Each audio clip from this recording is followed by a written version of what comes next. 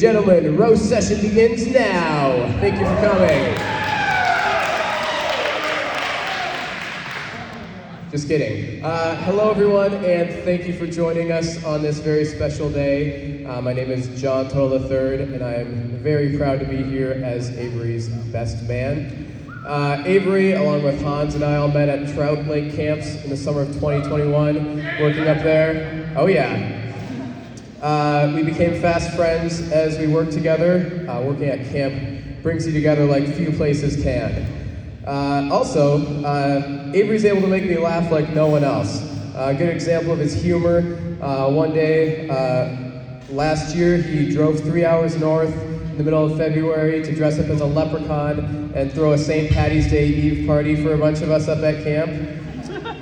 But he's also been there for me through countless difficult times over the years. This February, I was having a hard month and driving back from Chicago late at night.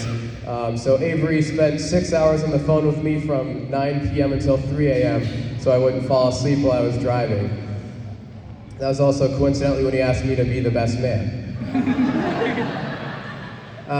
Proverbs 18:24 says that there is a friend that sticks closer than a brother. Avery and I have become that for each other.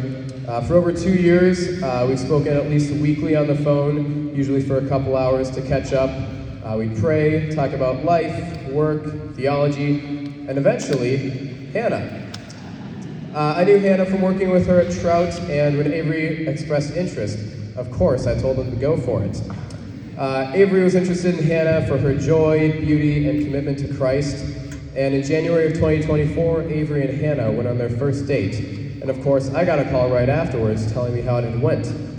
And then I ended up calling Avery during his second date. I thought it was over, but Avery picks up the phone and I say, "How was the date?" And Avery puts me on speakerphone and says, "I don't know, how'd it go, Hannah?" But that conversation ended with them defining the relationship and figuring out that they actually were boyfriend and girlfriend. You're welcome for that one.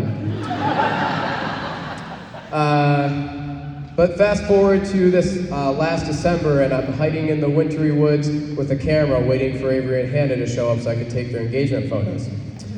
Now that you've heard a little bit about the beginning of our friendship and their relationship, we're going to go back to the very beginning. So in Genesis, God created everything. He created light and called it good. He created trees and plants and called them good. He created animals and they were good. Then he creates humanity and he looks over all his creation and says everything is very good.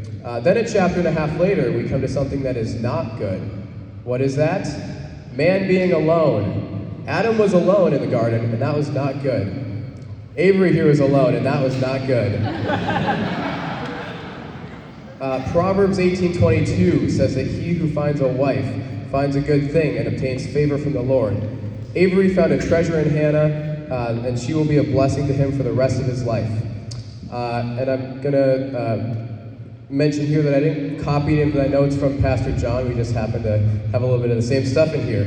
It's important to note that the beauty of marriage is not found merely in the surface level benefits of security, companionship, and intimacy, but the true glory of marriage is found when we see it as a small picture of Christ and his union with his bride, the church. Jesus lived, died, and rose again to redeem those of us who are believers.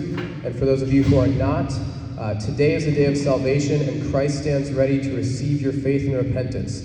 Avery and Hannah love Christ, and their marriage will be a glory that reflects Christ's love for his church and the beauty therein. Avery and Hannah, as you step into this next chapter, continue to pursue God and each other. Ecclesiastes talks about a cord of 3 strands being not easily broken, so keep the Lord at the center of your relationship and grow in him together. Continue your habit of praying together as a couple, as I know you have done during your engagement.